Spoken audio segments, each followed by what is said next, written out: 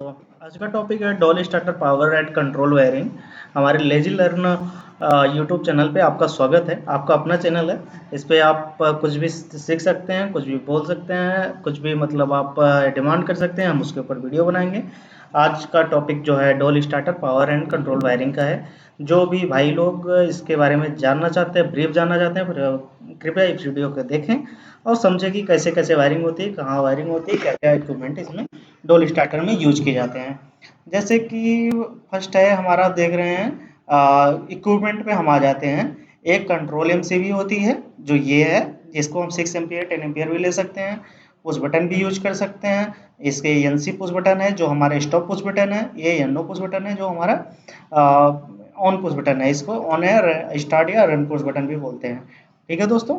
And एक हम motor के लोड के अकॉर्डिंग एमसीसीबी एमसीबी या फिर कुछ भी यहाँ पे आइसोलेटर के लिए लगा सकते हैं जो बस बार और हमारे मेन कॉन्टेक्टर के बीच में सेपरेशन का कारण में सेपरेशन रहे, इसलिए यहाँ पे हम एमसीबी या एमसीसीबी लगा दें।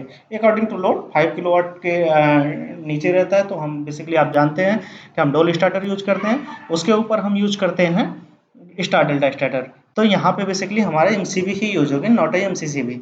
ओके दोस्तों। इसके बाद हमारा कॉन्टेक्टर लगता है। अकॉर्डिंग टू लोड हम कॉन्टेक्टर लगा सकते हैं। 5 किलोवाट लोड रहेगा तो उसके अकॉर्डिंग लगा देंगे कितने एम्पियर लोड बैठेगा, और उसी के लोड के अकॉर्डिंग हम थर्मल ओवरलोड रिले लगाते हैं, जिसको एलआर बोलते हैं। इसी के नीचे लगा देते हैं। ठीक है दोस्तों। और ये हमारा दिखाया गया है कनेक्शन। अगर किसी मोटर में इनबिल्ट कनेक्शन ऐसे बन के आता है बट हमें वहाँ पे सिंगल फेज सप्लाई अवेलेबल है, तो हम कुछ नहीं करते, 3 पत्ती लेते हैं। तीनों पत्ती को U1 V2 V1 W2 और W1 U2 से कनेक्ट कर देते हैं, तो हमारे सिंगल फेज सप्लाई से वो चलने लगता है। Three phase single phase supply बन जाता है। और यहाँ पे three phase single phase three phase बनाना हो तो सीधा सीधा तीनों को शॉर्ट कर देते हैं और अलग अलग सप्लाई दे सकते हैं दोस्तों। ठीक है। आते हैं दोस्तों इस पे कंट्रोल पावर वायरिंग पे। पावर वायरिंग जैसे हमने वहाँ पे ब्रीफ किया था ऊपर, हमारी 3 पेज की L1 L2 L3 3 पेज की सप्लाई है जो एमसीबी के थ्रू जाती है। ठीक है दोस्तों। यहाँ पे हम एक एमसीबी लगाते हैं। एमसीबी के बाद हम लगाते हैं एक कुछ भी लगाना हो आपको, जैसे पुश इमरजेंसी पुश बटन लगाना हो, इमरजेंसी पुश बटन लगा दीजिए। ठीक है दोस्तों। इसके बाद फिर आता है हमारे यहाँ कॉन्टेक्टर। कॉन्टेक्टर लगा देते हैं जैसा कि हमने ऊपर दिखाया है। इसके बाद एलआर लगाते हैं। एलआर लगाने के एलआर मतलब ओवरलोड रिले लगाते हैं।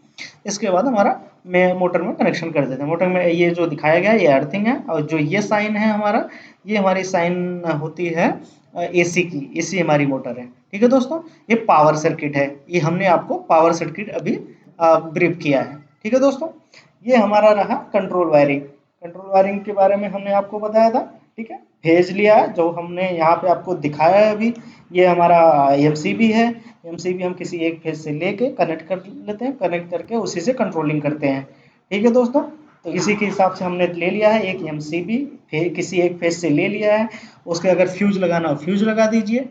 ठीक है दोस्तों। नहीं तो क्या लगाइए, एमसी फ्यूज नहीं लगाना है, डायरेक्ट एमसीबी लगा दीजिए।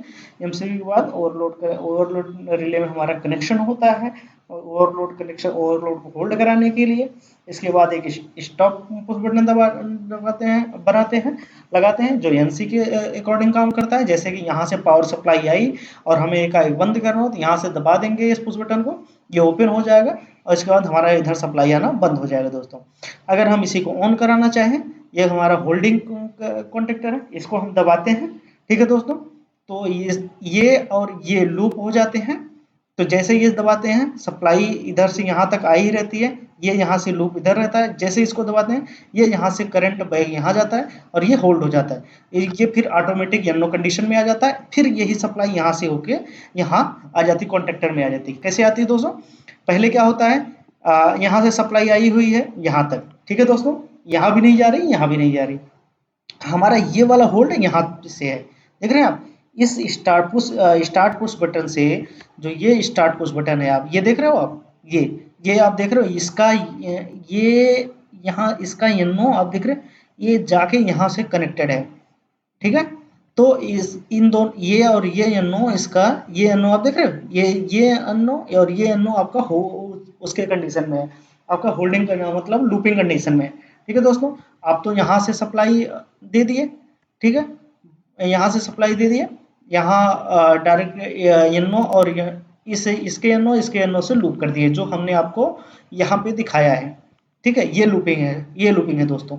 जब हम यहाँ तक सप्लाई तो आई रहती है यहाँ से लेके यहाँ तक, क्योंकि एमसीबी हमने ऑन कर दिया, ओवरलोड रिले होल्ड है, स्टॉप पुश बटन एनसी है, तो यहाँ तक सप्लाई आ गई। ठीक है दोस्तों, जब हमने इसको दबाया, सप्लाई यहाँ से इसके थ्रू गई और यहाँ तक सप्लाई आई हुई है। जैसे ही यहाँ सप्लाई आती है, इसको होल्ड कर कॉन्ट्रेक्टर को यहाँ से चिपका देती है, एनसी हो जाती है।